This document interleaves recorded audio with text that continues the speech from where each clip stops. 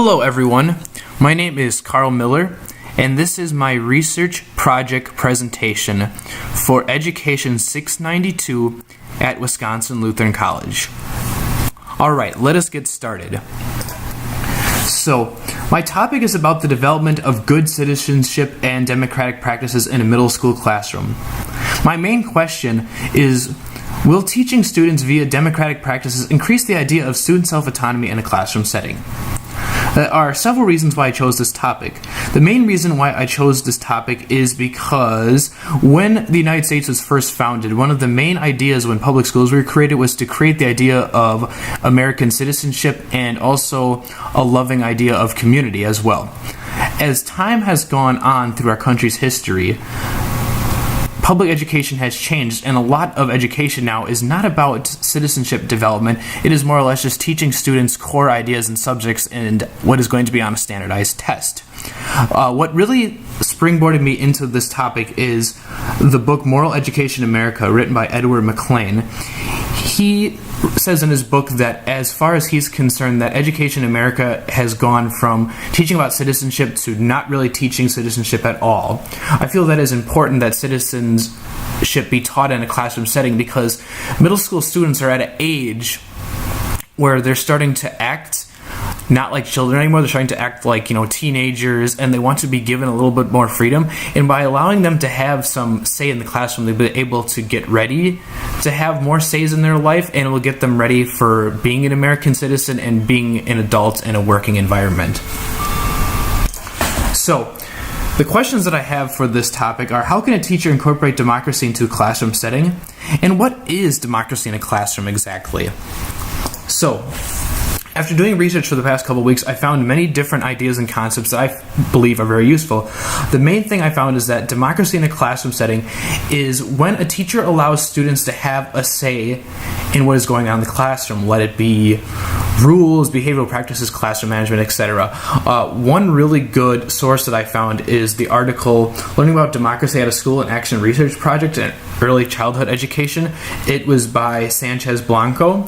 He writes in his article that in early childhood, if you allow students to talk about rules and discussion on a very basic level, that they will enforce rules and they will make sure that other students are behaving right. So I think that's a really cool idea. I'm going to take my ideas a little bit farther than his because I have middle school students and I think they can handle a little bit more than, kindergarten and early childhood students. I also found in my works that there are many ways to create a democracy in a classroom. Examples would be the creation of a classroom constitution for rules on behavior at the beginning of the school year, having a classroom discussion on where classes should go for a field trip and things like that, and just having them vote on, classroom expectations, management, and other things like that, and just treating also students like they are your equal instead of being a student and younger than you. That's really helpful, and all those ideas I've learned come from the scholarly article 6 Steps to Pupil Participation in Democratic School Control. It's a really good article that helped me learn some of the strategies that I plan to incorporate into my actual project when I get to that point. Alright, so my tentative plan for capstone is during the first week of school, I will have students fill out a survey. Students will be asked if they believe they are in control of their own education. This is the idea of self-autonomy in a classroom. Are the students learning something on their own pace? Do they have a say? That's kind of the democratic ideas I want to see. And after the first week of school, after that first week, there's going to be a time where I start incorporating democratic practices into a classroom on a weekly basis, maybe a Monday or a Friday. I'll just have them discuss what they think about an assignment or what I should change in assignment and have them vote on what should happen, or something that goes with classroom behavior or things like that, or maybe a whole school problem like school uniforms or school rules at the playground or something like that, and just have them have an open discussion and then vote on these ideas at the end of the time that we have. And I'm going to keep doing that up until second quarter. And at the end of second quarter, I'm going to give them the same survey with the basic question of, do they believe they're in control of their own education?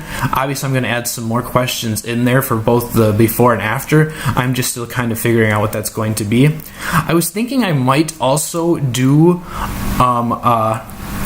a classroom constitution, I'm a little weary on it just because I'm a fresh new teacher, and I think that would be something better to do in my second year of teaching than in my first, because I just want to get everything footed down. But if I do that, I would also do that at the beginning of the first week of school, have them create a classroom constitution. Again, this is tentative, so I don't know what is going to happen, depending on your feedback.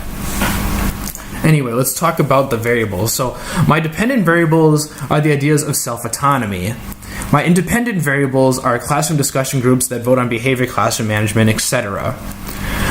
In general, this project is a quantitative research project because I'm using data from surveys to help me find an answer to my question. Unless things change, again, this is all tentative. I could change it to qualitative. It just depends on the feedback that I get and ideas that I've come across later during the research. So, the sample population of my school comes from the 21st Century Prep Academy in Racine.